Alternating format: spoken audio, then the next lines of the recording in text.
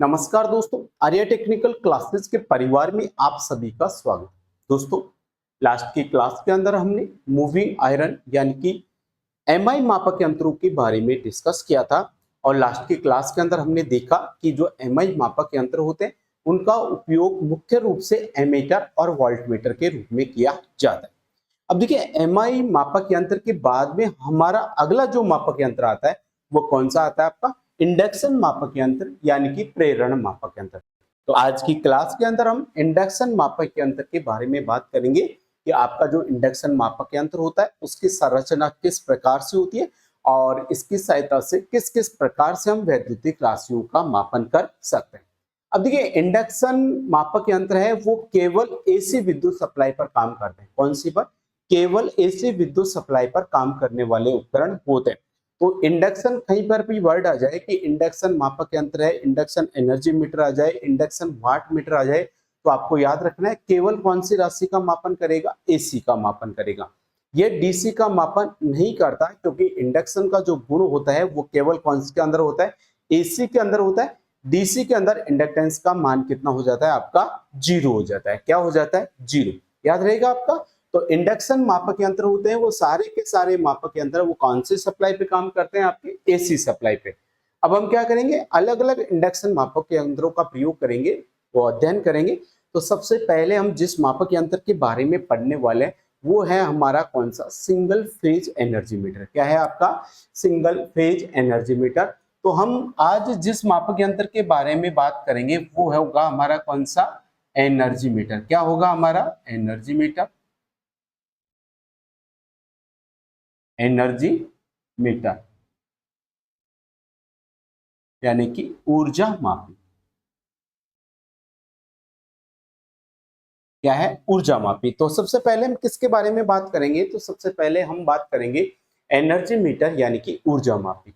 अब जैसा कि आप सबको पता है कि एनर्जी मीटर या ऊर्जा मापी का उपयोग कहां पर किया जाता है?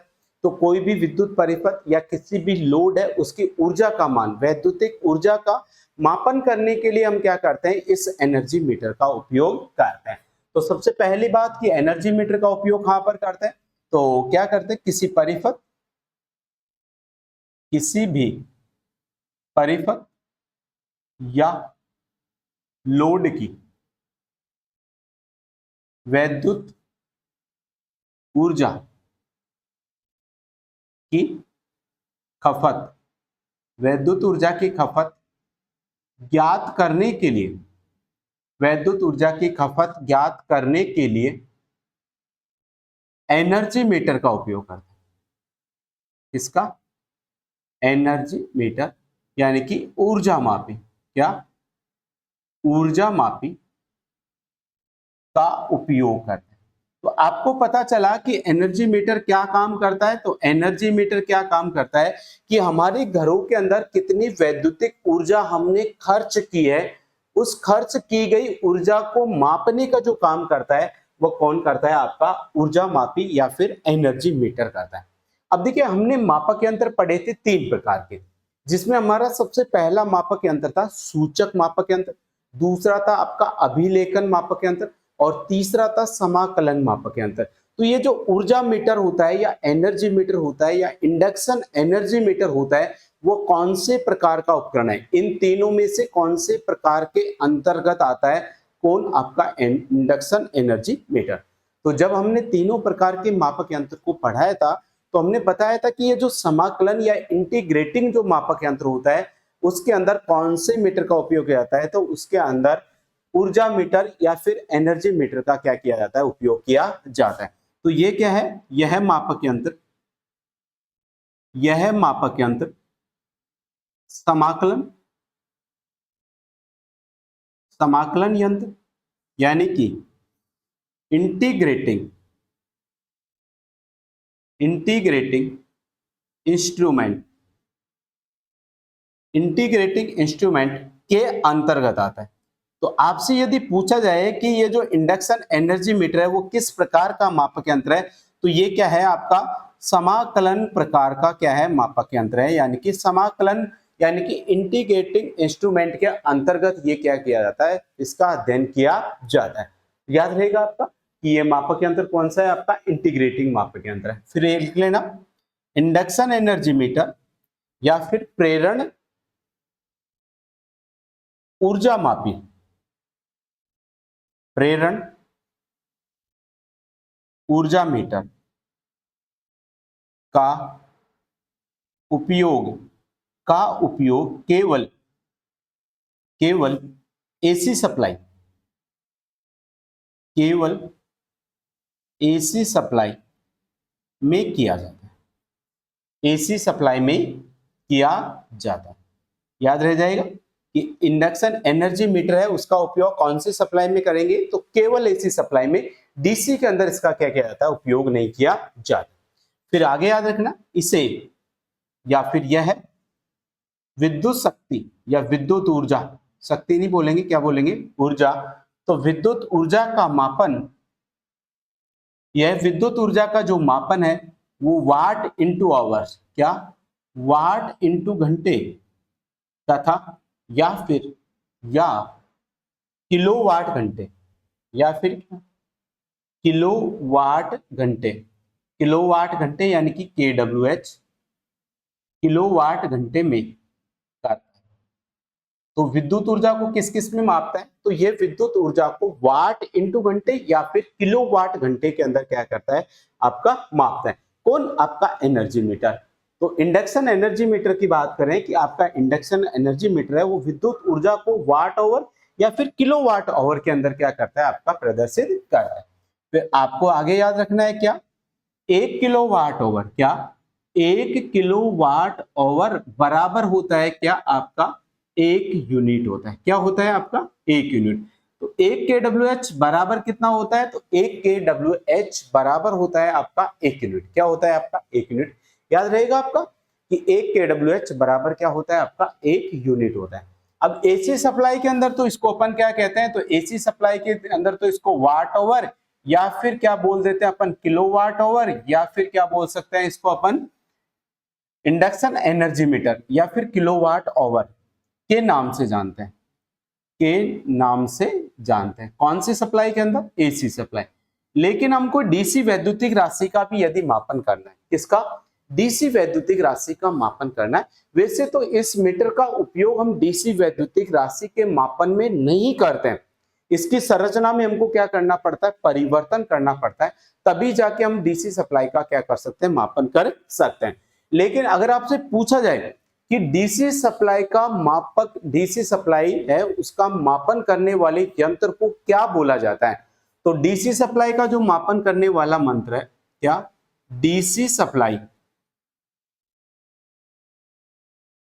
डीसी सप्लाई का मापन करने वाला ऊर्जा मीटर, मापन करने वाला जो ऊर्जा मीटर होता है वो ऊर्जा मीटर को क्या कहते हैं अपन, एम्पियर घंटा मीटर कहते हैं। क्या कहते हैं अपन, एम्पियर घंटा मीटर, यानी कि AH मीटर, एम्पियर घंटा मीटर कहते हैं। याद रखोगे आप, इसकी बात नहीं हो रही है, उस मापक यंत्र की बात कर रहे हैं जो क्या करेगा, डीसी सप्लाई की ऊर्जा को मापेगा। तो डीसी सप्लाई की ऊर्जा को मापने वाला जो ऊर्जा मीटर होता है उसको अपन क्या कहते हैं, एम्पियर घंटा मीटर भी कहते हैं। क्यों कहते हैं, क्योंकि डीसी के अंदर क्या होता है, वोल्टेज का मान हमेशा क्या रहता है, आपका कांस्टेंट रहता है।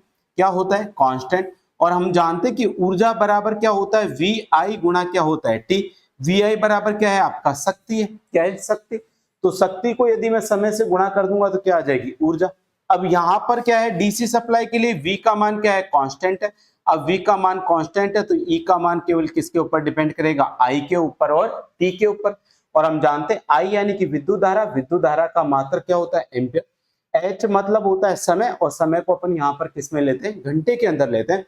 इस कारण डीसी सप्लाई को मापने वाला जो ऊर्जा मीटर होता है उसको अपन क्या कहते हैं, एम्पियर घंटा मीटर के नाम से भी क्या करते हैं, हम जानते हैं।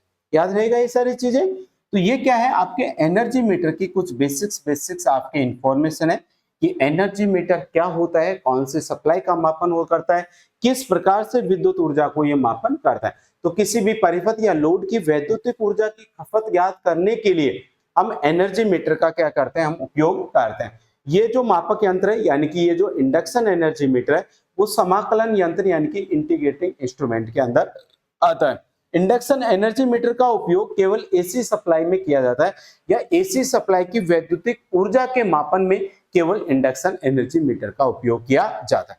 यह विद्युत ऊर्जा का मापन वाट इंटू घंटे या फिर किलोवाट घंटे के अंदर क्या करता है, विद्युत ऊर्जा को मापता है। और हम जानते हैं कि 1 kWh बराबर कितना होता है, आपका 1 यूनिट होता है। और वाट आवर या किलोवाट आवर के नाम से जानते हैं इसको कौन सी सप्लाई के अंदर, एसी सप्लाई। तो एसी सप्लाई में एसी सप्लाई में इसे क्या कहते हैं अपन, वाट आवर या फिर किलोवाट आवर के नाम से जाना जाता है।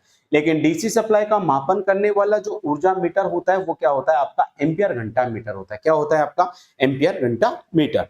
अब हम क्या करेंगे, इस एनर्जी मीटर की संरचना के बारे में बात करेंगे कि ये जो एनर्जी मीटर होता है उसकी संरचना किस प्रकार से होती है तथा इसके अंदर कौन कौन सी वाइंडिंग या फिर कौन कौन सी नियंत्रक प्रणाली और डैम्पिंग प्रणाली का इसके अंदर उपयोग किया जाता है, इसकी कार्य प्रणाली, ये कार्य है वो किस प्रकार से करता है, उन सब चीजों के बारे में अब आगे डिस्कस करेंगे। तो अब हम क्या करते हैं, एनर्जी मीटर की क्या देखेंगे, संरचना। क्या देखेंगे अपन, संरचना। तो क्या देखेंगे, इसकी संरचना। तो देखिए संरचना के अंदर क्या होता है, जो एनर्जी मीटर होता है उसके अंदर दो वैद्युत चुंबकों का क्या किया जाता है, उपयोग किया जाता है, जैसा कि आप डायग्राम के अंदर देख रहे हो। देखिए एनर्जी मीटर के अंदर कितनी, तो एनर्जी मीटर है उसके अंदर दो विद्युत चुंबकों का क्या किया जाता है, उपयोग किया जाता है। याद रहेगा कि एनर्जी मीटर के अंदर दो वैद्युत चुंबकों का क्या किया जाता है, उपयोग किया जाता है। लिख लेते हैं अपन साथ के साथ, फिर आपको समझाता चलूंगा कि ये वैद्युत चुंबक है वो डायग्राम के अंदर कहां पे लगी हुई है। तो देखिए एनर्जी मीटर में या फिर इंडक्शन एनर्जी मीटर में, क्या इंडक्शन एनर्जी मीटर में दो वैद्युत चुंबक का उपयोग करते हैं। क्या, दो वैद्युत चुंबक का क्या करते हैं, उपयोग करते हैं, जिसमें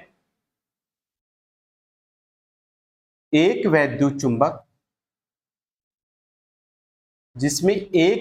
चुंबक ई आकार का, कौन से आकार का, ई आकार का, तथा दूसरा यू आकार का, कौन से आकार का, यू आकार का होता है, यू आकार का होता है। क्या, जो एनर्जी मीटर है उसके अंदर कितनी वैद्युत चुंबकों का उपयोग किया जाता है, तो एनर्जी मीटर के अंदर हम दो वैद्युत चुंबक का उपयोग करते हैं, जिसमें एक तो होती है ई आकार की और दूसरी होती है यू आकार की। अब देखिए डायग्राम के अंदर देखिए आपको कहीं पर भी यू आकार और ई आकार की कोई आकृति दिखाई दे रही है, तो देखिए आप सबसे पहले नीचे बात करते हैं यहाँ पर। देखिए ये वाली जो डायग्राम है, ये वाली जो कोर दे रखी है वो कौन से आकार की है, आपकी यू आकार की। अब इस यू आकार की कोर के ऊपर हमने क्या लगा रखी है, एक वाइंडिंग लगा रखी है। कौन सी वाइंडिंग लगा रखी है, इसके ऊपर एक वाइंडिंग लगा रखी है। तो इस वाइंडिंग को अपन क्या कहते हैं, करंट कॉइल कहते हैं। क्या कहते हैं, इस वाइंडिंग को हम करंट कॉइल। तो ये जो यू आकार का चुंबक होता है, तो इसके अंदर क्या होता है, एक यू आकार का चुंबक होता है और उस चुंबक के ऊपर क्या की जाती है, एक वाइंडिंग लपेटी जाती है और उसे हम कौन सी कॉइल कहते हैं, करंट कॉइल यानी कि धारा कुंडली कहते हैं। तो एनर्जी मीटर के अंदर एक यू आकार की कोर होती है, उसके ऊपर जो कॉइल लपेटी जाती है उसको करंट कॉइल कहते हैं और उसके कारण जो चुंबक बनता है वो कौन सा होता है, आपका यू आकार का चुंबक होता है। चीज समझ में आई। दूसरे हमने बोला कि इसके अंदर एक ई आकार के चुंबक का उपयोग किया जाता है। तो देखिए ऊपर तरफ ये देखिए, इसकी जो आकृति है वो किसकी तरफ है, तो इसकी आकृति है वो ई के समान दिखाई दे रही है आपको। देखिए उल्टा हो रहा है ना, ई बन रहा है कि नहीं बन रहा है ऐसे, तो ई की तीनों भुजा बन रही है। तो ये दो दूसरी वाली चुंबक होती है वो कौन से आकार की होती है, ई आकार की। और देखिए इस ई आकार के ऊपर कौन सी वाइंडिंग लपेटी हुई है, तो यहाँ पर लिखा हुआ है प्रेशर कॉइल यानी कि पीसी। तो विद्युत चुंबक के अंदर दूसरी जो कॉइल होती है वो कौन सी होती है, प्रेशर कॉइल, दाब कुंडली होती है। और उसको कहां पर स्थापित किया जाता है, तो उसको ई आकार के चुंबक पर लगाया जाता है। तो ई आकार के चुंबक पर जो वाइंडिंग लपेटी जाती है, जो कुंडली लपेटी जाती है, उसको कहा जाता है प्रेशर कॉइल। और यू आकार की जो चुंबक है उसके ऊपर जो वाइंडिंग प्रयोग की जाती है उसको कहा जाता है करंट कॉइल। तो हम बोल सकते हैं कि इस एनर्जी मीटर के अंदर दो प्रकार की वाइंडिंग प्रयोग की जाती है। कितने प्रकार की, दो प्रकार की वाइंडिंग प्रयोग करते हैं, जिसमें एक तो होती है करंट कॉइल जिसको शॉर्ट में हम सीसी के नाम से जानते हैं, और दूसरी क्या होती है आपके प्रेशर कॉइल यानी कि दाब कुंडली होती है, जिसे हम पीसी के नाम से जानते हैं। तो चीजें समझ में आई। तो आगे लिखोगे क्या, एनर्जी मीटर में, एनर्जी मीटर में दो कुंडली, दो कुंडली का प्रयोग करते हैं, दो कुंडली का प्रयोग करते हैं। तो एनर्जी मीटर के अंदर कितनी कुंडली का प्रयोग करते हैं, दो कुंडली का प्रयोग करते हैं। फिर आगे लिखोगे यू आकार, यू आकार की चुंबक, यू आकार की चुंबक क्या कहलाती है आपकी, यू आकार की कोर लिखो, यू आकार की कोर पर, यू आकार की कोर पर धारा कुंडली, धारा कुंडली लपेटी जाती है, धारा कुंडली लपेटी जाती है, जिसे लोड के, जिसे लोड के श्रेणी क्रम में, जिसे लोड के श्रेणी क्रम में संयोजित करते हैं। याद रखना इसको कि जो करंट कॉइल होती है, धारा कुंडली होती है, उसको लोड के कौन से क्रम में जोड़ा जाता है, तो उसको लोड के श्रेणी क्रम में जोड़ते हैं। कौन से क्रम में, श्रेणी क्रम में। तो देखिए इधर आपको आगे आगे यहाँ पे क्या लिखा हुआ है, लोड लिखा हुआ है, और इस लोड के सीरीज में कौन सी कॉइल जुड़ रही है आपकी, करंट कॉइल। तो जो करंट कॉइल है उसको क्या किया जाता है, लोड की श्रेणी क्रम में संयोजित किया जाता है। और कौन से आकार पे होती है, तो यह यू आकार की कोर पर होती है। ऊपर वाला मैं मिटा दूं, तो आगे लिखोगे ई आकार की कोर पर, क्या, ई आकार की कोर पर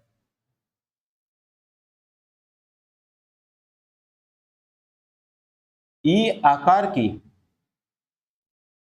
कोर पर प्रेशर कॉइल यानी कि दाब कुंडली, क्या, दाब कुंडली यानी कि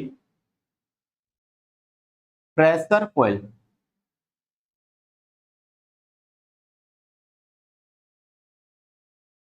प्रेशर कॉइल स्थापित की जाती है, जिसे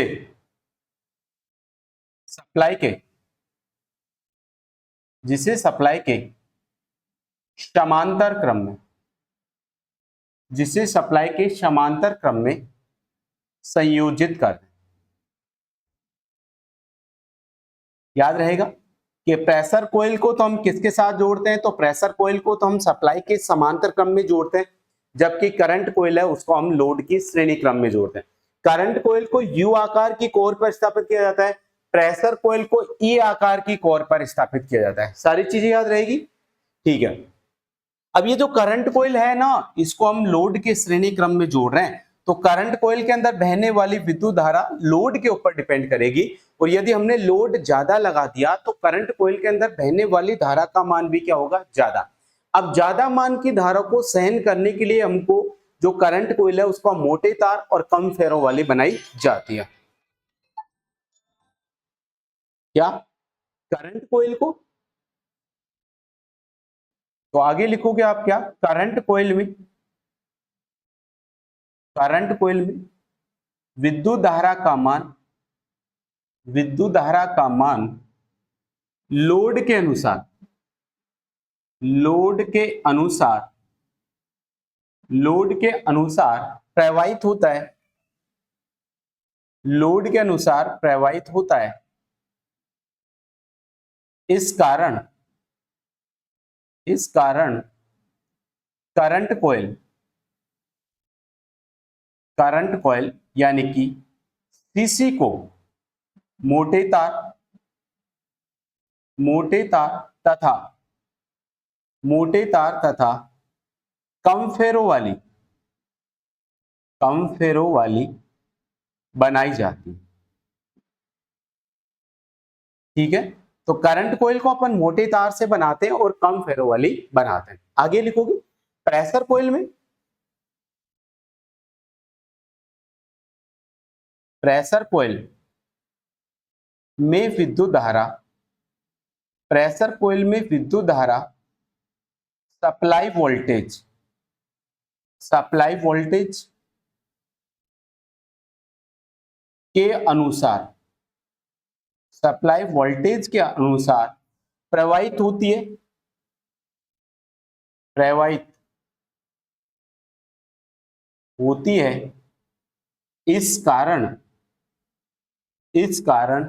प्रेशर कोयल को या प्रेशर कॉइल को पतले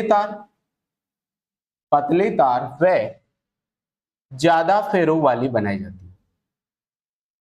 ज्यादा फेरों वाली बनाई जाती है। अब प्रेशर कोयल सप्लाई स्रोत के समांतर क्रम में, तो प्रेशर कोयल के अंदर प्रवाहित होने वाली विद्युत धारा है वो सप्लाई स्रोत के वोल्टेज के अनुसार होगी। इस कारण प्रेशर कोयल को हम पतले तार और ज्यादा फेरों वाली बनाते हैं। करंट कोयल के अंदर जो विद्युत धारा होती है वो लोड के अनुसार प्रवाहित होती है। इस कारण करंट कोयल को हम मोटे तार और कम फेरों वाली बनाते हैं। ये चीजें याद रहेगी कि करंट कोयल और प्रेशर कोयल है उसकी संरचना किस प्रकार से होती है। अब आगे देखिए क्या लिखना है आपको।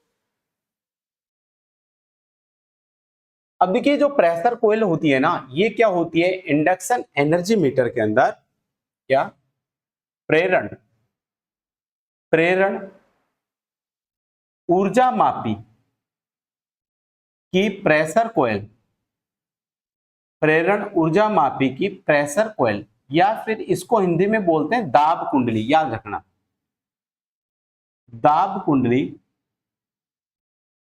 उच्च प्रेरकत्व यानी कि हाईली इंडक्टिव उच्च प्रेरकत्व वाली होती है। याद रखना, क्वेश्चंस पूछा गया है आपसे ये कि इंडक्शन एनर्जी मीटर की जो प्रेशर कोयल है उसके अंदर इंडक्टेंस का मान कितना होता है। तो इंडक्शन एनर्जी मीटर की जो प्रेशर कोयल होती है उसके अंदर इंडक्टेंस का मान क्या होता है, हाई होता है, उच्च होता है। क्या होता है, उच्च। और आदर्श कंडीशन में इसके इंडक्टेंस को कितना माना जाता है, अनंत माना जाता है। अर्थात इसके अंदर प्रवाहित होने वाली विद्युत धारा वोल्टेज से 90 डिग्री क्या होनी चाहिए, पीछे रहनी चाहिए।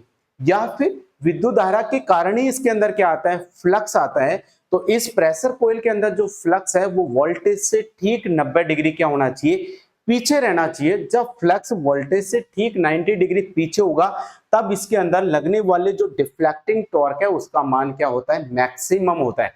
तो हम क्या चाहते हैं कि इंडक्शन जो एनर्जी मीटर है उसकी प्रेशर कोयल का जो फ्लक्स है वो वोल्टेज से हमेशा 90 डिग्री क्या होना चाहिए, पीछे रहना चाहिए। अगर फ्लक्स 90 डिग्री से कम कोण पर पीछे रहेगा तो इसके अंदर डिफ्लेक्टिंग टॉर्क का मान क्या होगा, कम, और ये विद्युत ऊर्जा का सही मापन नहीं कर पाएगा। तो विद्युत ऊर्जा का ये सही मापन कर सके उसके लिए हम क्या करेंगे, इस इंडक्शन कॉइल के या फिर इस प्रेशर कॉइल के जो फ्लक्स है, प्रेशर कॉइल के फ्लक्स को वोल्टेज से ठीक 90 डिग्री हम क्या रखते हैं, पीछे रखने का प्रयास करते हैं। और इसके लिए हम क्या करते हैं, ये जो प्रेशर कॉइल है इस प्रेशर कॉइल के अंदर हम क्या करते हैं, शेडिंग रिंग का उपयोग करते हैं। तो देखिए प्रेशर कॉइल हमने बीच में लगा रखी, इसके नीचे देखिए आपको यहाँ पर ये जो तीन आपको छल्ले दिखाई दे रहे हैं ये क्या है, शेडिंग रिंग है। क्या है ये, शेडिंग रिंग। ये शेडिंग रिंग क्या करती है, इस प्रेशर कॉइल के इंडक्टेंस के मान को बढ़ाती है। और जब इंडक्टेंस बढ़ेगा तो प्रेशर कॉइल के अंदर जो फ्लक्स होगा वो वोल्टेज से ठीक 90 डिग्री क्या रहेगा, पीछे। तो क्या प्रेशर कोयल के अंदर फ्लक्स को वोल्टेज से ठीक 90 डिग्री पीछे रखने के लिए हम क्या करते हैं, इन शेडिंग रिंग यानी कि छायांकित रिंग का क्या करते हैं, हम उपयोग करते हैं। याद रहेगा आपका, तो इसको मैं आपको बाद में लिखाऊंगा, लेकिन अभी ये चीजें समझ में आई कि इसकी करंट कोयल और प्रेशर कोयल की संरचना किस प्रकार से होती है। अब देखिए आगे इन दोनों कॉइल्स के मध्य, मतलब ऊपर तो हो गई आपकी प्रेशर कोयल, नीचे कौन सी होगी, करंट कोयल। तो इन दोनों कॉइल्स के बीच में क्या होती है, एक एल्यूमिनियम की चक्ति होती है। क्या होती है ये, तो ये एक एल्यूमिनियम की चक्ति है। क्या है, एल्यूमिनियम की चक्ति। तो दोनों कॉइल्स के बीच में हम क्या करते हैं, एक एल्यूमिनियम की चक्ति का प्रयोग करते हैं। एक एल्यूमिनियम की डिस्क का इसके अंदर क्या किया जाता है, उपयोग किया जाता है। तो आगे क्या लिखोगे, दोनों कॉइल्स के मध्य क्या, दोनों कॉइल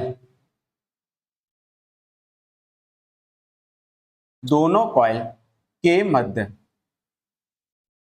एक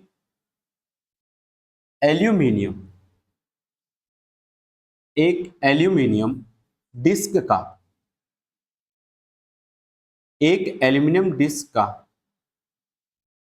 उपयोग किया है। क्या, दोनों कॉइल्स के मध्य में क्या किया जाता है, एक एल्यूमिनियम के डिस्क का क्या किया जाता है, उपयोग किया जाता है। फिर आगे याद रखना, इस डिस्क के एक किनारे पर क्या, इस डिस्क के एक किनारे पर स्थायी चुंबक लगाया जाता है।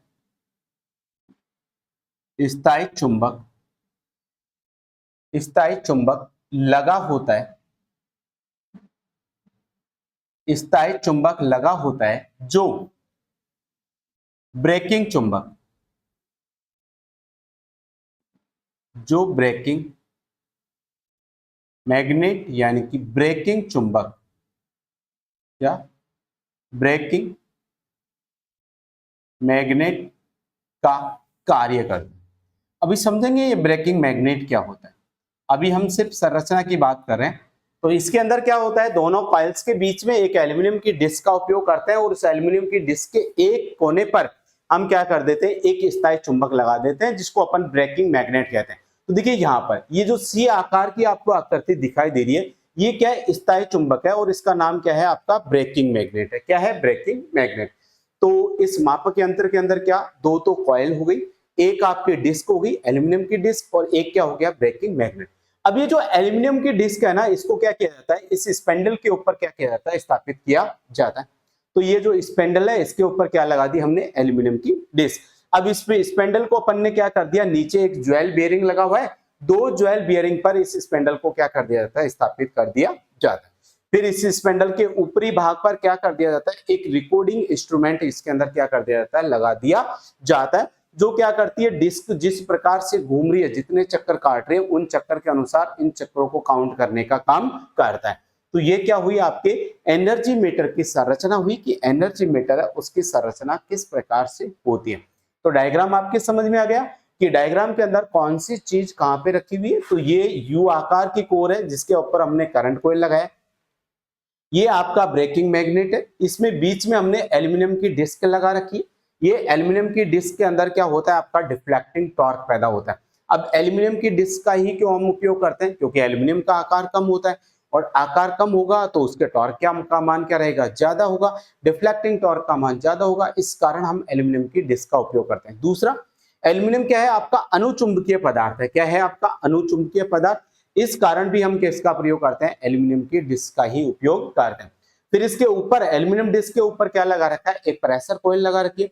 प्रेशर कॉइल को हाईली इंडक्टिव बनाने के लिए हमने प्रेशर कॉइल के जो मध्य वाली भुजा है उस पर हमने क्या लगा रखी है, शेडिंग रिंग लगा रखी है। फिर ये जो स्पेंडल है उसको अपन ने ज्वेल बेरिंग पर स्थापित कर रखा है। तो ये किसका हो गया, आपका एनर्जी मीटर की क्या होगी, संरचना। अब हम क्या करते हैं कि एनर्जी मीटर की कार्य प्रणाली देखते हैं कि ये जो एनर्जी मीटर होता है वो किस प्रकार से कार्य करता है।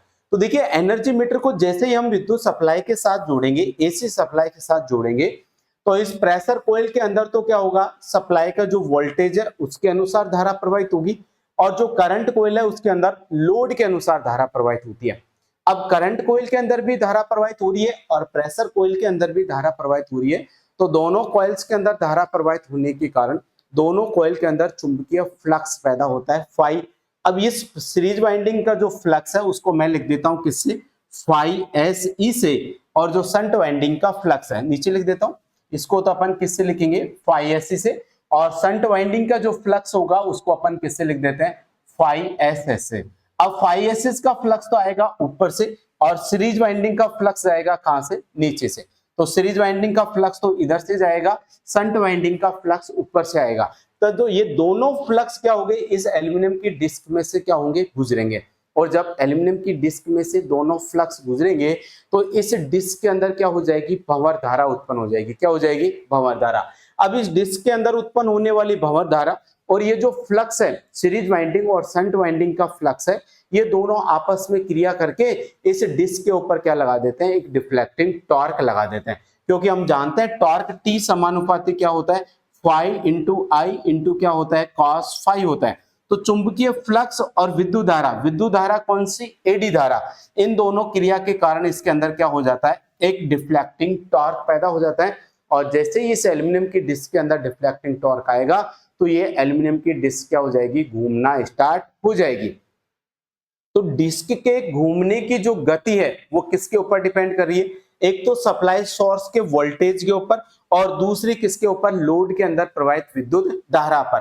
तो देखिए इधर तो आ गया आपका वोल्टेज, इधर आ गया विद्युत धारा, यानी कि वोल्टेज और विद्युत धारा का जो गुणनफल होता है वो क्या होती है? शक्ति। तो डिस्क की जो घूर्णन गति n है वो शक्ति के क्या होती है? आपके समानुपाती होती है, यानी कि परिपथ की शक्ति के क्या होती है? समानुपाती।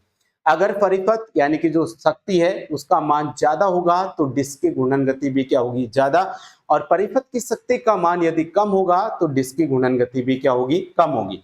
अब देखिए यदि मैं इस शक्ति को, क्या हो गया आपका कि इस डिस्क की जो घूर्णन गति है वो किसके समानुपाती है? n समानुपाती है p, यानी कि शक्ति के समानुपाती है।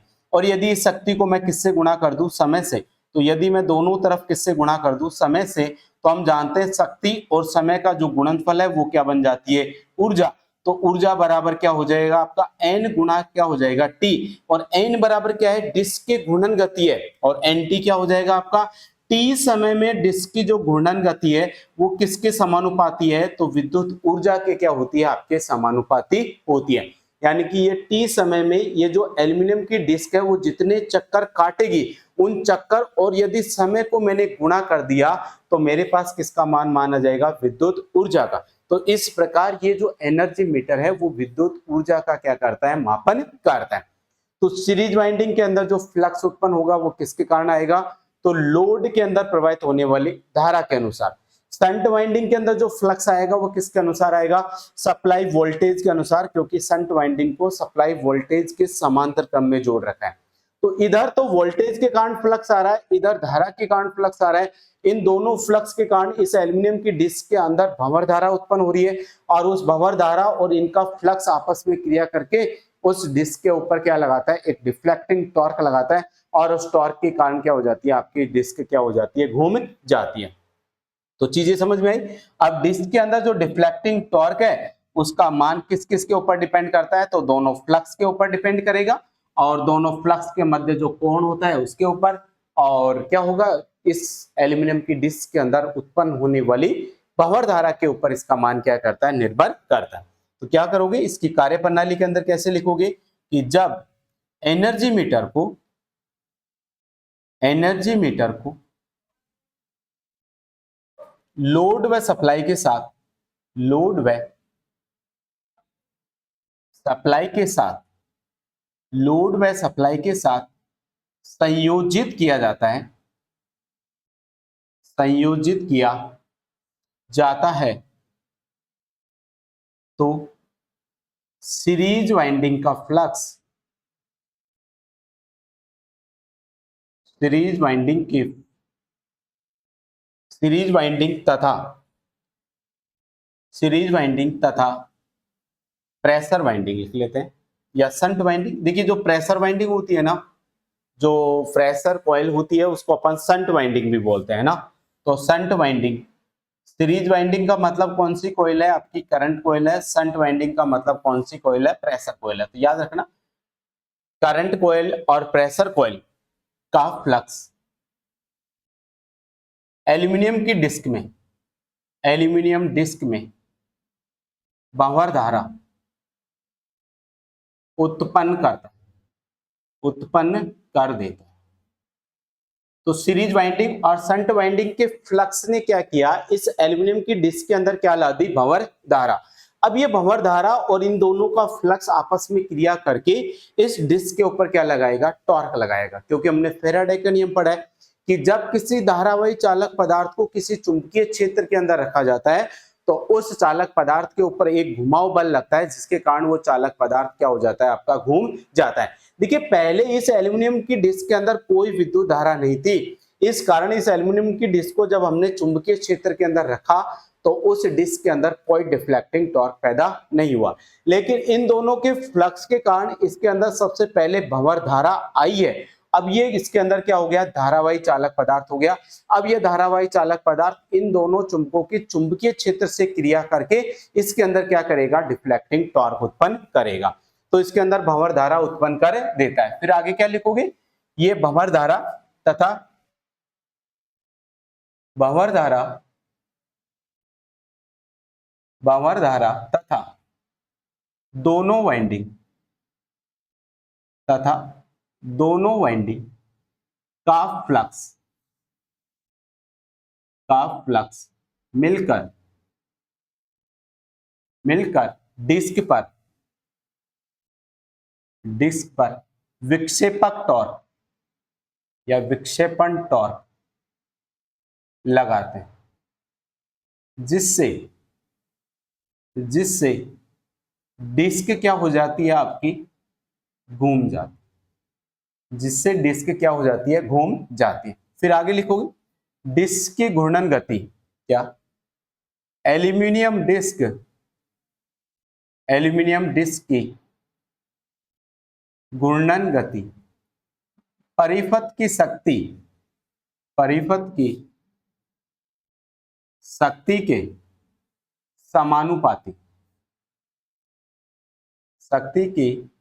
समानुपाती होती है।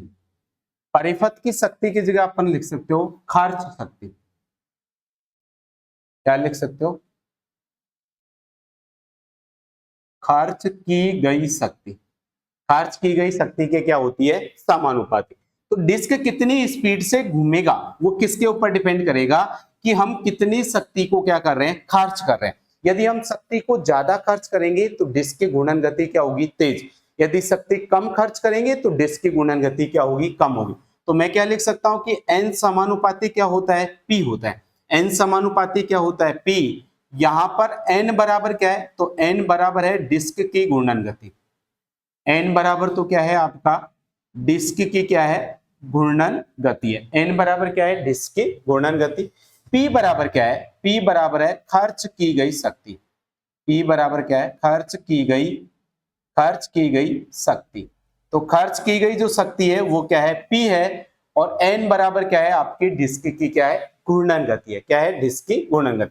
अब देखिए यदि मैं एन और ये जो पी है इसको दोनों तरफ से यदि मैं इसको समय से गुणा कर दूं, किससे गुणा कर दूं, समय से, तो यहां पर टी बराबर क्या हो जाएगा आपका, समय। तो यदि मैंने इसको समय से गुणा कर दिया तो बताइए शक्ति और समय इन दोनों का गुणनफल क्या कहलाता है, ऊर्जा कहलाता है। क्या कहलाता है, ऊर्जा। तो n गुणा टी, तो n गुणा टी को मैं क्या बोल सकता हूं कि टी समय में काटे गए चक्रों की संख्या, क्या, टी समय में डिस्क के द्वारा काटे गए चक्रों की संख्या परिपथ के अंदर खर्च की गई वैद्युतिक ऊर्जा के क्या होती है, बराबर होती है। क्या होती है, वैद्युतिक ऊर्जा के बराबर होती है। तो क्या लिखेंगे, टी समय में, क्या, टी समय में डिस्क की घूर्णन गति, डिस्क की टी समय में डिस्क की घूर्णन गति, डिस्क की घूर्णन गति खर्च की गई वैद्युत ऊर्जा, खर्च की गई वैद्युत ऊर्जा के समानुपाती होती है, के समानुपाती होती है। अब जितनी ज्यादा हम वैद्युतिक ऊर्जा खर्च करेंगे उतने ज्यादा उसके अंदर क्या आएंगे, टर्न्स आएंगे, घूमने उसकी स्पीड क्या होगी, घूमने की स्पीड ज्यादा होगी। तो समझ में आया, डिस्क की जो घूर्णन गति है वो खर्च की गई शक्ति के क्या होती है, समानुपाती, एन समानुपाती पी होता है। दोनों तरफ से यदि मैंने इसको समय से गुणा किया तो हमको पता चला कि विद्युत शक्ति और समय का गुणनफल क्या होती है, विद्युत ऊर्जा होती है। तो यहाँ पर E बराबर क्या है, विद्युत ऊर्जा। तो T समय में काटे गए चक्रों की संख्या विद्युत ऊर्जा के क्या होती है, आपके बराबर होती है। ये तो हो गया आपका क्या, कि ये जो एनर्जी मीटर है उसकी कार्य प्रणाली या किस प्रकार से ये काम करता है। अब देखिए ये जो एनर्जी मीटर पर जो डिफ्लेक्टिंग टॉर्क लग रहा है या डिस्क के ऊपर जो डिफ्लेक्टिंग टॉर्क लग रहा है, विक्षेपण बल आघूर्ण लग रहा है, अगर ये बल आघूर्ण लगातार लगता रहे तो एनर्जी मीटर की स्पीड है वो लगातार क्या होती जाएगी, बढ़ती जाएगी। तो क्या लिखेंगे, डिस्क पर यदि डिस्क पर लगने वाला विक्षेपण टॉर्क लगातार लगातार कार्य करता रहे तो डिस्क की घूर्णन गति लगातार बढ़ती जाती है, लगातार बढ़ती रहती है। जब तक डिफ्लेक्टिंग टॉर्क काम करेगा तब तक डिस्क की घूर्णन गति क्या रहेगी, लगातार बढ़ती रहेगी। और बताइए जब डिस्क की घूर्णन गति यदि लगातार बढ़ रही है तो एक समय ऐसा आएगी कि इसकी स्पीड बहुत ज्यादा हो जाएगी, तो ये वैद्युतिक ऊर्जा का जो मापन कर रहा है उस मापन में क्या आ जाएगी, त्रुटि आ जाएगी। यानी कि वैद्युतिक ऊर्जा का हमको ज्यादा मान प्रदर्शित करने लग जाएगा, तो ये वैद्युतिक ऊर्जा का हमको सही मान पता नहीं लगा पाएंगे। तो विद्युत ऊर्जा का सही मान पता लगाने के लिए हमको क्या होना चाहिए कि जिस प्रकार का लोड हो, जैसा लोड हो उसके प्रकार उसके अनुसार ही क्या हो, डिस्क की घूर्णन गति रहे। डिस्क की घूर्णन गति ना तो कम होनी चाहिए और ना ही ज्यादा। अगर लोड कम है तो डिस्क की घूर्णन गति क्या होनी चाहिए, कम होनी चाहिए। अगर लोड ज्यादा है तो डिस्क की घूर्णन गति क्या होनी चाहिए, ज्यादा होनी चाहिए। ये नहीं कि लोड का मान 0 है और डिस्क की घूर्णन गति लगातार बढ़ती जा रही है, लगातार इंटीग्रेट हो रही है, लगातार बढ़ती जा रही है, तो हमारे विद्युत ऊर्जा के मापन में क्या आ जाएगी, त्रुटि हो जाएगी। तो डिस्क की घूर्णन गति को लगातार बढ़ने से रोकने के लिए हम क्या करते हैं, ब्रेकिंग चुंबक का उपयोग करते हैं। किसका उपयोग करते हैं, ब्रेकिंग चुंबक। तो आगे क्या लिखोगे, डिस्क की घूर्णन गति को, डिस्क की घूर्णन गति को, डिस्क की घूर्णन गति को नियंत्रित करने के लिए, क्या नियंत्रित करने के लिए, डिस्क की घूर्णन गति है उसको नियंत्रित करने के लिए ब्रेकिंग चुंबक, क्या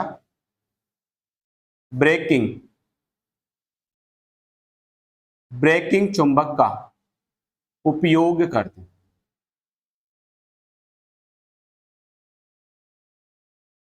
तो जो डिस्क है उसकी घूर्णन गति को नियंत्रित करने के लिए हम क्या करते हैं, ब्रेकिंग चुंबक का उपयोग करते हैं। तो देखिए यहां पर ये लगा रखा है हमने ब्रेकिंग चुंबक, जो सी आकार का है। ये सी आकार का जो चुंबक है ये क्या होता है, आपका स्थायी चुंबक होता है और ये ब्रेकिंग चुंबक का काम करता है। फिर आगे लिखना, ब्रेकिंग चुंबक, ब्रेकिंग चुंबक एक स्थायी चुंबक होता है। एक क्या होता है आपका, स्थायी चुंबक होता है। अब ब्रेकिंग चुंबक क्या काम करता है, एक स्थायी चुंबक होता है। ब्रेकिंग चुंबक है इस डिस्क को लोड के अनुसार घुमाने का काम करता है। क्या, डिस्क को, एल्यूमिनियम डिस्क को, एल्यूमिनियम डिस्क को लोड के अनुसार, लोड के अनुसार, लोड के अनुसार घुमाने का कार्य, लोड के अनुसार घुमाने का जो कार्य है वो कौन करता है, आपका ब्रेकिंग चुंबक करता है। घुमाने का कार्य ब्रेकिंग चुंबक, ब्रेकिंग चुंबक करता है। तो याद रह जाएगा कि ब्रेकिंग चुंबक का मुख्य कार्य क्या है, इसके अंदर ब्रेकिंग चुंबक हम क्यों लगा रहे हैं। तो ये जो डिस्क है उसकी घूर्णन गति लोड के अनुसार रहे, लोड के अनुसार। अगर लोड कम है तो घूर्णन गति कम होनी चाहिए, अगर लोड ज्यादा है तो घूर्णन गति क्या होनी चाहिए, ज्यादा होनी चाहिए। तो लोड के अनुसार इसकी घूर्णन गति रहे, इसके लिए अपन क्या करते हैं, इस ब्रेकिंग चुंबक का क्या करते हैं, उपयोग करते हैं। क्या, ये जो डिस्क है इसकी घूर्णन गति किसके अनुसार रहे, लोड के अनुसार रहे, उसके लिए हम ब्रेकिंग चुंबक का उपयोग करते हैं। ये चीजें समझ में।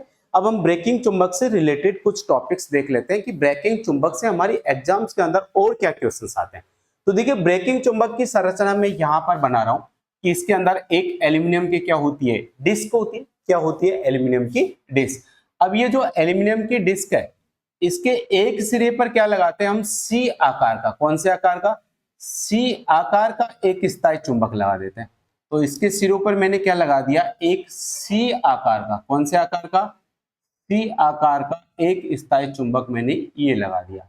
अब ये जो सी आकार का चुंबक है ये किसका काम करेगा, तो ये सी आकार का चुंबक काम कर रहा है यहाँ पर किसका, ब्रेकिंग मैग्नेट का। तो ये तो क्या हो गई आपके ब्रेकिंग मैग्नेट हो गई, ब्रेकिंग मैग्नेट। ठीक है, और ये क्या चीज है, तो ये है आपके एल्यूमिनियम डिस्क। क्या है, आपके एल्यूमिनियम की डिस्क है। अब एल्यूमिनियम की डिस्क के एक सिरे पर हमने सी आकार का चुंबक लगा रखा है। अब ये एल्यूमिनियम की डिस्क का केंद्र बिंदु है। इस एल्यूमिनियम की डिस्क के केंद्र बिंदु और ये जो स्थायी चुंबक है इसके बीच की जो दूरी होती है इसको अपन आर से प्रदर्शित कर सकते हैं या फिर किससे प्रदर्शित करते हैं, डी से। या तो आर से लिख सकते हैं या फिर डी से, किसी से भी लिख लो। मैं इसकी दूरी को अपन किससे लिख लेते हैं, आर से। तो आर क्या चीज है यहाँ पर, तो आप लिखोगे यहां आर बराबर क्या है, डिस्क के केंद्र बिंदु, डिस्क के केंद्र बिंदु तथा तथा स्थायी चुंबक तथा स्थायी चुंबक के बीच की दूरी, स्थायी चुंबक के बीच की दूरी, स्थायी चुंबक और डिस्क के बीच की दूरी है उसको अपन किससे लिखते हैं, आर से। अब देखिए ब्रेकिंग मैग्नेट है वो किस प्रकार डिस्क की घूर्णन गति को कम करता है और किस प्रकार बढ़ाता है। अब देखिए हम जानते हैं कि ये क्या करेगी, इसका जो चुंबकीय फ्लक्स है इस स्थायी चुंबक का मान लेते हैं ये एन सिरा है, ये कौन सा सिरा है, एस सिरा।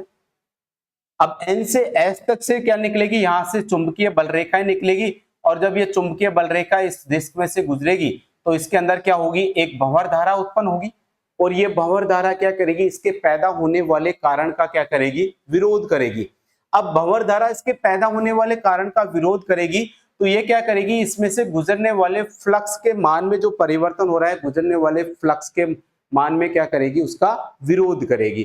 तो इस भंवर धारा के कारण क्या होता है, इसके अंदर एक ब्रेकिंग टॉर्क उत्पन्न होता है। क्या होता है, इस भंवर धारा और ये जो फ्लक्स है इन दोनों के कारण इस डिस्क के अंदर क्या होता है, एक ब्रेकिंग टॉर्क उत्पन्न होता है, और वो जो ब्रेकिंग टॉर्क है उसको अपन लिखते हैं टी बी से, और इस ब्रेकिंग टॉर्क का मान इन दोनों की बीच की दूरी के क्या होता है, आपके समानुपाती होता है। ये वर्ड याद रखना कि ब्रेकिंग टॉर्क है इसका मान इन दोनों के बीच की दूरी यानी कि आर के क्या होता है, आपका समानुपाती होता है। तो डिस्क के अंदर, एल्यूमिनियम डिस्क के अंदर उत्पन्न होने वाला ब्रेकिंग टॉर्क दोनों की बीच की दूरी के क्या होता है, समानुपाती। लिख देता हूं मैं, एल्यूमिनियम डिस्क में, एल्यूमिनियम डिस्क में उत्पन्न, एल्यूमिनियम डिस्क में उत्पन्न ब्रेकिंग टॉर्क, ब्रेकिंग टॉर्क बीच की दूरी के, बीच की दूरी के समानुपाती होता है, बीच की दूरी के क्या होता है, समानुपाती होता है। तो याद रखना जब ब्रेकिंग टॉर्क का मान ज्यादा होगा तो डिस्क की घूर्णन गति क्या होगी, कम, और जब ब्रेकिंग टॉर्क का मान कम होगा तो डिस्क की घूर्णन गति क्या होगी, ज्यादा। क्योंकि ब्रेकिंग टॉर्क क्या है, एक तरह से रोकने वाला बल है, इस डिस्क की घूर्णन गति को रोकने वाला बल है। तो अगर ब्रेकिंग टॉर्क ज्यादा होगा तो डिस्क की गति को क्या कर देगा, बहुत ज्यादा रोकेगा, जिससे डिस्क की स्पीड क्या हो जाएगी, कम हो जाएगी। तो यहां से अब क्वेश्चन पूछा जाता है कि एक आपका एनर्जी मीटर है, उसकी जो डिस्क है वो सामान्य लोड की, सामान्य स्पीड की अपेक्षा उच्च स्पीड पर घूम रही है। क्या, सामान्य स्पीड की अपेक्षा उच्च स्पीड पर घूम रही है। तो बताइए उसकी स्पीड को कम करने के लिए या सामान्य स्पीड पर लाने के लिए हमको क्या करना पड़ेगा। तो देखिए जो आपकी डिस्क है यदि सामान्य से ज्यादा स्पीड पर कब घूमेगी, जब उसके अंदर ब्रेकिंग टॉर्क का मान क्या होगा, कम। ब्रेकिंग टॉर्क कम होगा तभी तो उसकी स्पीड क्या होगी, ज्यादा। अब उसकी स्पीड ज्यादा है लेकिन उसको हम क्या करना चाह रहे हैं, कम करना चाह रहे हैं। तो कम करने के लिए हम क्या करना पड़ेगा, ब्रेकिंग टॉर्क को बढ़ाना पड़ेगा। अगर ब्रेकिंग टॉर्क बढ़ गया तो उसकी स्पीड ऑटोमेटिक क्या हो जाएगी, कम हो जाएगी। और ब्रेकिंग टॉर्क है वो हमने देखा था क्या होता है, उनके बीच की दूरी के क्या होता है, समानुपाती होता है। तो अगर बीच की दूरी के समानुपाती है और हम ब्रेकिंग टॉर्क को बढ़ाना चाहते हैं तो हम क्या करेंगे, इस डिस्क और ये जो चुंबक है, स्थायी चुंबक है, उनके बीच की दूरी को हम क्या कर देंगे, बढ़ा देंगे। तो जब इनके बीच की दूरी को बढ़ाएंगे तो ब्रेकिंग टॉर्क का मान क्या होगा, बढ़ेगा, और ब्रेकिंग टॉर्क का मान बढ़ेगा तो डिस्क की स्पीड क्या हो जाएगी, कम हो जाएगी। तो जो तेज स्पीड से घूम रही थी वो वापस अपनी सामान्य स्पीड पर काम करने लग जाएगी। एक क्वेश्चन तो आपका ये बनता है, लिखवा दू इसको कि एनर्जी मीटर की डिस्क यदि सामान्य से अधिक स्पीड पर घूमे, एनर्जी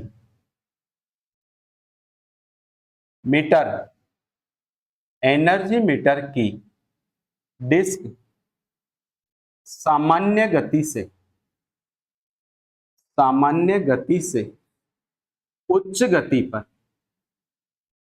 उच्च गति पर घूमने पर, उच्च गति पर घूमने पर डिस्क तथा, डिस्क तथा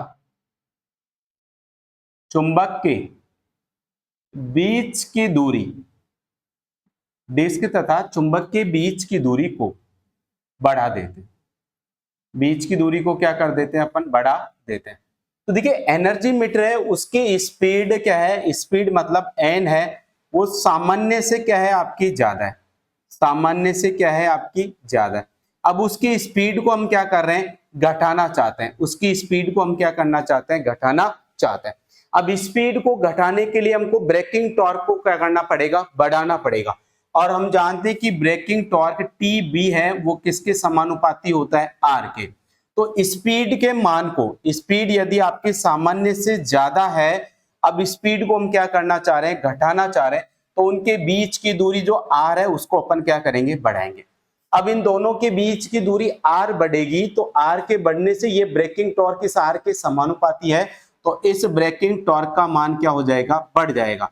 और जब ब्रेकिंग टॉर्क का मान बढ़ जाएगा तो देखिए जो डिस्क है उसकी घूर्णन गति है वो इस ब्रेकिंग टॉर्क के क्या होती है, व्युत्क्रमानुपाती होती है। क्या होती है, व्युत्क्रमानुपाती। तो बताइए जब ब्रेकिंग टॉर्क का मान बढ़ेगा तो इस डिस्क की घूर्णन गति क्या हो जाएगी आपकी, घट जाएगी, यानी कि वापस कौन सी गति पे आ जाएगी, ये सामान्य गति प्राप्त कर लेगी। कौन सी गति प्राप्त कर लेगी, सामान्य गति। तो यदि कोई एनर्जी मीटर की डिस्क ज्यादा स्पीड पे घूम रही है और उसको यदि हमको सामान्य स्पीड पर लाना है, तो उन दोनों के बीच की दूरी को हमको क्या करना पड़ेगा, बढ़ाना पड़ेगा। याद रखना, इंपॉर्टेंट क्वेश्चन है, कई बार आपसे पूछा गया है। दूसरा, एनर्जी मीटर की डिस्क जब एनर्जी मीटर की डिस्क जब एनर्जी मीटर की डिस्क क्या होती है, सामान्य गति से, सामान्य गति से कम गति पर घूमती है। अब ये तो हमारे लिए अच्छा है, सामान्य गति से कम गति पर घूमती है। देखिए कोई एनर्जी मीटर है, उसकी डिस्क यदि सामान्य से कम गति पर घूम रही है तो उसके अंदर जो ऊर्जा की खपत है वो भी क्या आएगी, कम। और ऊर्जा की खपत कम आएगी तो हमारे लाइट का बिल भी क्या आएगा, कम आएगा। तो ये तो हमारे लिए अच्छा है, लेकिन हमारे लिए तो अच्छा है, लेकिन गवर्नमेंट के लिए इसका क्या है, नुकसान है। तो गवर्नमेंट तो क्या चाहेगी कि ये जो एल्यूमिनियम की डिस्क है वो केवल लोड के अनुसार ही घूमे, ना तो ये सामान्य से ज्यादा स्पीड पर घूमे और ना ही सामान्य से कम स्पीड पर घूमे। ओनली कौन सी स्पीड पर घूमे, नॉर्मल स्पीड पर। जैसा लोड वैसी इसकी क्या होनी चाहिए, घूर्णन गति होनी चाहिए। तो डिस्क की स्पीड क्या हो रही है, अब सामान्य गति से क्या है आपकी कम गति है, तो हम क्या करने चाहते हैं, इस डिस्क की गति को क्या करना चाहते हैं, बढ़ाना चाहते हैं। तो डिस्क की गति को बढ़ाने के लिए इस ब्रेकिंग टॉर्क के मान को क्या करना पड़ेगा, कम करना पड़ेगा। अब ब्रेकिंग टॉर्क कम करने के लिए उसके बीच की दूरी को क्या करनी पड़ेगी, हमको घटानी पड़ेगी। तो घूमती है तो उसे सामान्य स्पीड पर, उसे सामान्य गति पर घुमाने के लिए, सामान्य गति पर घुमाने के लिए डिस्क तथा चुंबक, क्या, डिस्क तथा चुंबक के बीच की दूरी, के बीच की दूरी यानी कि स्मॉल आर को क्या कर देते हैं, घटा देते हैं। क्या कर देते हैं अपन, घटा देते हैं। अब देखिए क्या होगा, आर का मान मैंने कम किया, आर का मान मैंने जब कम करूंगा तो ब्रेकिंग टॉर्क का मान भी क्या हो जाएगा आपका, कम हो जाएगा, यानी कि टीबी का मान भी कम हो जाएगा। और जब ब्रेकिंग टॉर्क का मान कम होगा तो हम जानते हैं कि ये जो डिस्क की घूर्णन गति है वो ब्रेकिंग टॉर्क के क्या होती है, आपके व्युत्क्रमानुपाती है। और जब टीबी का मान यानी कि ब्रेकिंग टॉर्क का मान कम हो गया तो डिस्क की घूर्णन गति क्या हो जाएगी आपकी, बढ़ जाएगी। अर्थात वो डिस्क है वो वापस अपनी सामान्य गति पर घूमना स्टार्ट कर देगी। तो चीजें समझ में आई कि जब एनर्जी मीटर की डिस्क है वो सामान्य गति से कम गति पर घूम रही है तो उसको सामान्य गति पर वापस घुमाने के लिए हम क्या करेंगे, डिस्क और चुंबक के बीच की दूरी को क्या कर देंगे, घटा देंगे। क्योंकि ब्रेकिंग टॉर्क है उसका मान बीच की दूरी के समानुपाती होता है। दूरी घटेगी तो ब्रेकिंग टॉर्क का मान घटेगा। ब्रेकिंग टॉर्क मतलब डिस्क की गति को रोकने वाला कम होगा, रोकने वाला नहीं होगा तो डिस्क क्या हो जाएगी, अपनी स्पीड पर घूमने लग जाएगी। चीजें क्लियर आपका। तो ब्रेकिंग टॉर्क से संबंधित सारे क्वेश्चंस आपके कंप्लीट हो जाने चाहिए कि ब्रेकिंग टॉर्क के रूप, ब्रेकिंग चुंबक के रूप में कौन से चुंबक का उपयोग करते हैं, तो इसके अंदर अपन स्थायी चुंबक लगाते हैं। ब्रेकिंग टॉर्क है वो किसके समानुपाती होता है, तो ब्रेकिंग टॉर्क है वो डिस्क और चुंबक के बीच की दूरी के समानुपाती होता है। जब कोई भी एनर्जी मीटर की डिस्क है वो सामान्य से ज्यादा स्पीड पर घूम रही है और इस यदि उसकी स्पीड को हम सामान्य स्पीड पर लाना चाहते हैं तो उनके बीच की दूरी को क्या करेंगे, बढ़ाएंगे। और यदि सामान्य से कम स्पीड पर घूम रही है और सामान्य स्पीड प्राप्त करना चाहते हैं तो उनकी बीच की दूरी को क्या करेंगे, अपन घटाएंगे। फार्मूला याद रखना, ब्रेकिंग टॉर्क है वो आर के, आर क्या है, दोनों के बीच की दूरी है, तो आर के क्या होता है, समानुपाती। ब्रेकिंग टॉर्क ज्यादा होगा तो डिस्क की घूर्णन गति क्या होगी, कम। ब्रेकिंग टॉर्क कम होगा तो डिस्क की घूर्णन गति क्या होगी, आपकी ज्यादा होगी। ये सारी चीजें याद रखना। अब क्या होता है, एनर्जी मीटर के अंदर एक दोष पाया जाता है। क्या दोष पाया जाता है कि एनर्जी मीटर है वो आपका घर का मीटर है, वो यूनिट कब निकालना चाहिए, जब हम विद्युत ऊर्जा को क्या कर रहे हैं, खर्च कर रहे हैं। मान लेते हैं कि हम केवल विद्युत ऊर्जा को खर्च करेंगे तो ही वो विद्युत ऊर्जा को क्या करना चाहिए, यूनिट निकालना चाहिए। हम महीने में मान लेते हैं 15 दिन है वो विद्युत को बिल्कुल खर्च नहीं करते, हम मान लेते हैं अपने मकान को बंद करके कहीं बाहर घूमने चल जाते हैं। अब बाहर घूमने चल गए तो हम विद्युत ऊर्जा का कोई खर्च नहीं कर रहे हैं, और जब हम विद्युत ऊर्जा को खर्च नहीं कर रहे हैं तो उस एनर्जी मीटर के अंदर भी जो यूनिट निकल रहे हैं विद्युत ऊर्जा की जो खपत है उसका मान भी क्या होना चाहिए, आपका 0 होना चाहिए। लेकिन कभी कभी क्या होता है, जब हम विद्युत ऊर्जा को काम में नहीं लेते हैं फिर भी एनर्जी मीटर है वो क्या निकालता है, लगातार यूनिट निकालता रहता है। लगातार क्या करता है, वो विद्युत ऊर्जा का मापन करता रहता है, विद्युत ऊर्जा का मान है वो क्या करता रहता है, बढ़ता रहता है, यानी कि यूनिट निकालता रहता है। तो ये जो दोष होता है एनर्जी मीटर के अंदर कि जब हमने लोड संयोजित नहीं कर रखा तब भी उसकी डिस्क है वो लगातार घूमती रहेगी, और यदि डिस्क घूमेगी तो उसके अंदर विद्युत ऊर्जा की खपत है वो क्या होती रहेगी, आपकी निकलती रहेगी, यानी कि यूनिट निकलते रहेंगे।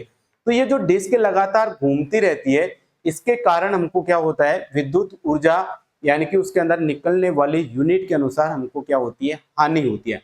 तो इस प्रकार का दोष जिस एनर्जी मीटर के अंदर पाया जाता है उस दोष को हम कहते हैं क्रीपिंग दोष। क्या कहते हैं उसको, क्रीपिंग दोष या विसर्पण त्रुटि। क्या कहते हैं, विसर्पण त्रुटि। तो अब हम क्या समझेंगे कि ये विसर्पण त्रुटि क्या होती है, क्या विसर्पण त्रुटि,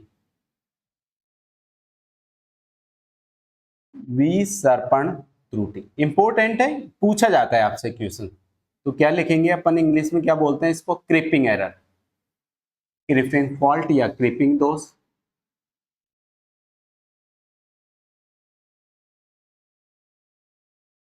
क्रीपिंग दोष, तो देखिए क्रीपिंग दोष, विसर्पण त्रुटि या क्रीपिंग फॉल्ट क्या होता है। तो मैंने क्या बताया कि जब एनर्जी मीटर पर लोड का मान 0 है तो डिस्क की घूर्णन गति भी क्या होनी चाहिए, 0 होनी चाहिए। क्या, एनर्जी मीटर पर,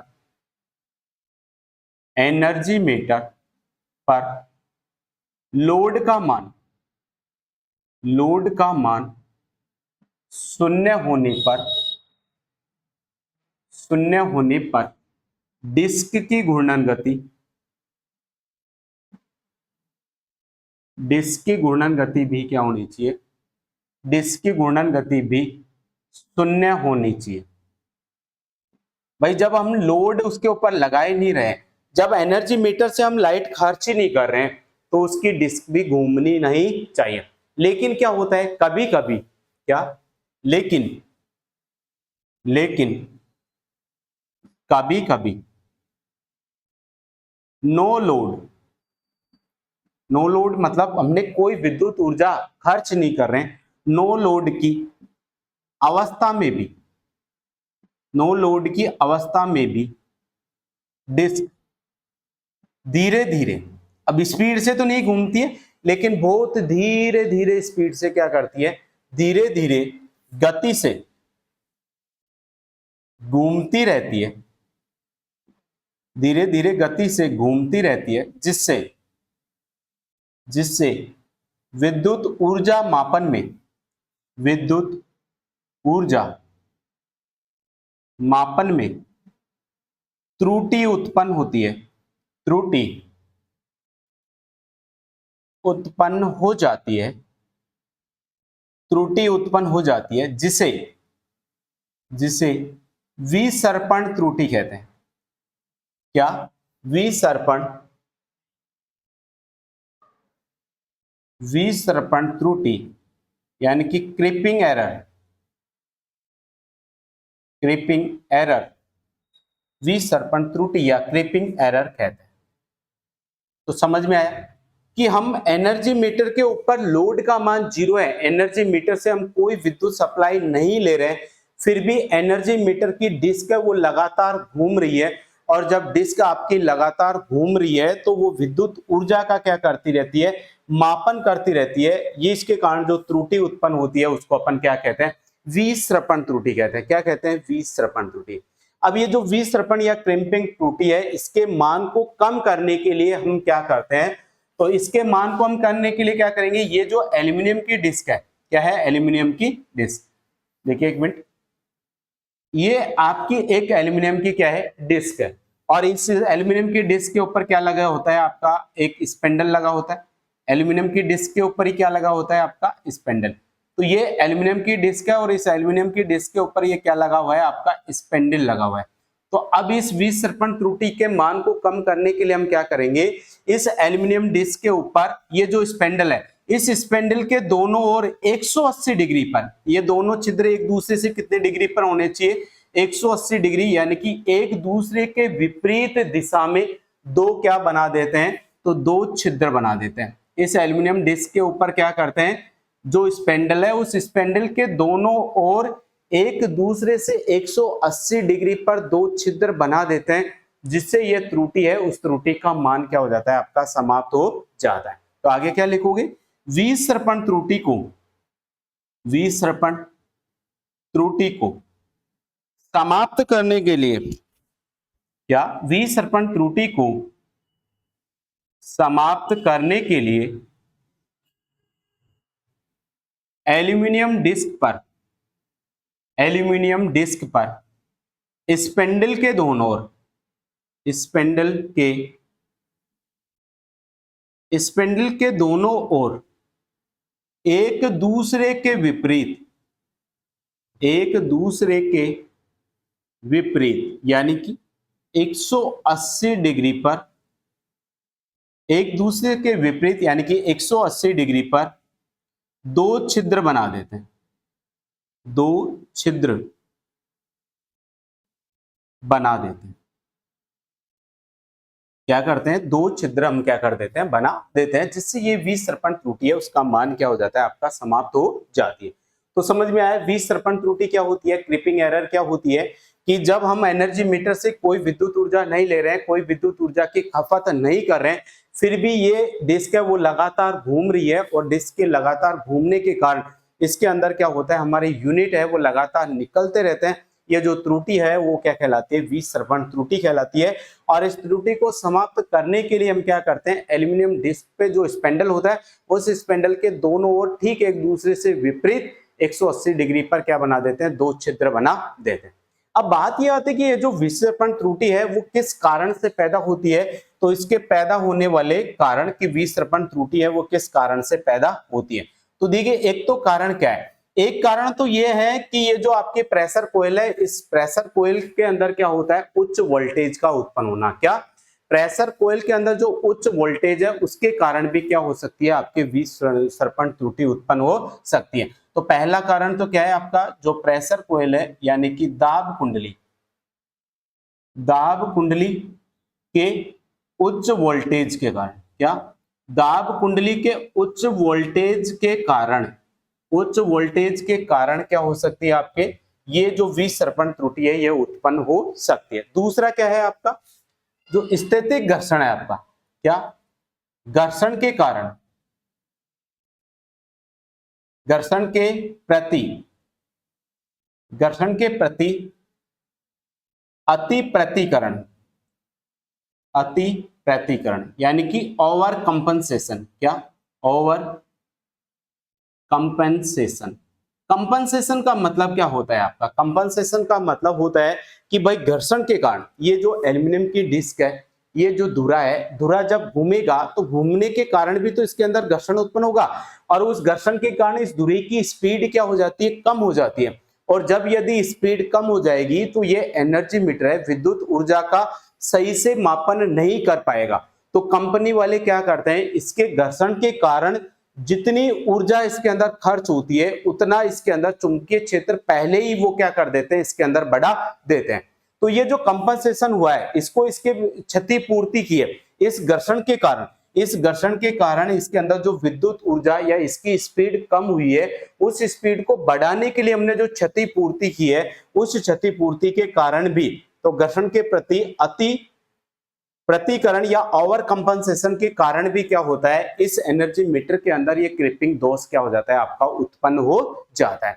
तो एक तो प्रेशर कोयल के उच्च वोल्टेज के कारण, और दूसरा क्या, घर्षण के प्रति अति प्रतिकरण यानी कि फ्रिक्शन के प्रति ओवर कंपनसेशन के कारण। क्या, फ्रिक्शन के कारण जो ओवर कंपनसेशन है, उस ओवर कंपनसेशन के कारण भी क्या होता है, आपका ये क्रीपिंग एरर इसके अंदर उत्पन्न हो जाती है। तो ये दोनों कारण आप याद रखना कि इसके अंदर जो क्रीपिंग एरर है वो किन किन कारण से उत्पन्न होती है।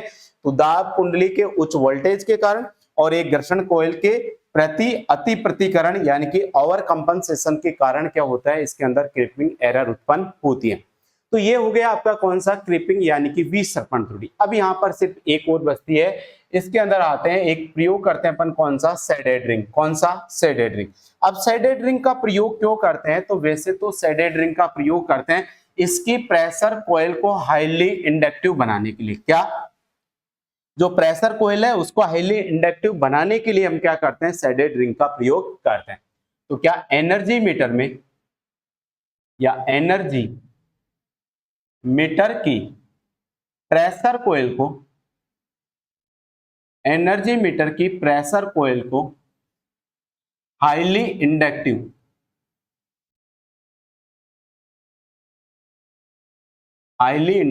यानी कि उच्च प्रेरकत्व, हाईली इंडक्टिव वाली बनाने के लिए,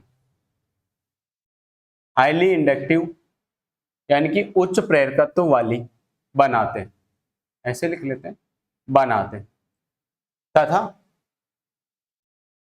इस कुंडली में उत्पन्न फ्लक्स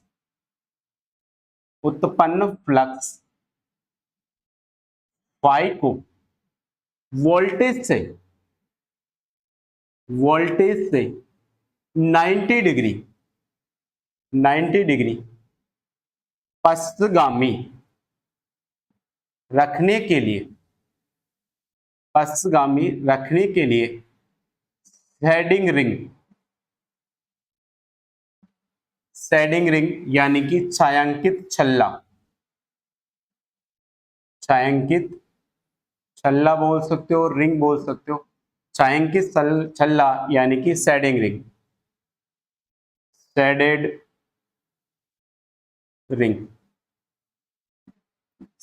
रिंग का प्रयोग कर।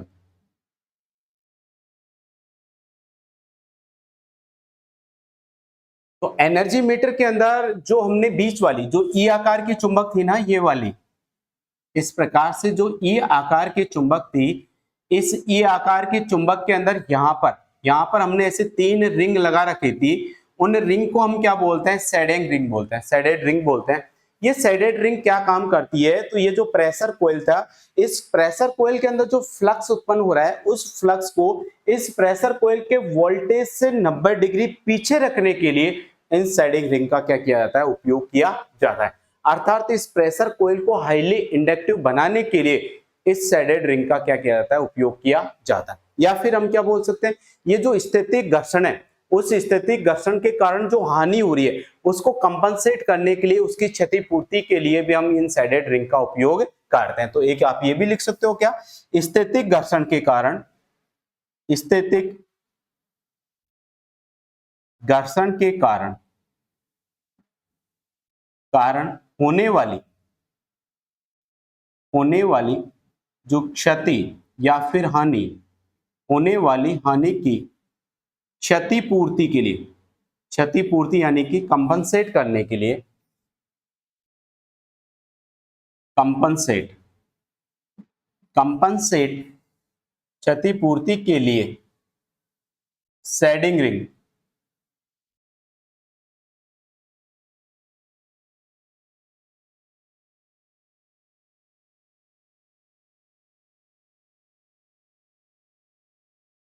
शेडिंग रिंग का उपयोग करते हैं। शेडेड रिंग या शेडिंग रिंग का उपयोग करते हैं, डबल डी कर लेना। शेडेड रिंग या शेडिंग रिंग का क्या करते हैं, उपयोग करते हैं। तो देखिए ये आपका एनर्जी मीटर है वो आपका समाप्त हो चुका है। कि एनर्जी मीटर क्या होता है, संरचना किस प्रकार से होती है, कौन कौन से इसके अंदर दोष होते हैं और किस प्रकार से विद्युत ऊर्जा का मापन करता है, वो सब हमने आज की क्लास के अंदर कंप्लीट किया। अब देखिए इंडक्शन एनर्जी मीटर हमने पढ़ा, ये पढ़ा था हमने सिंगल फेज।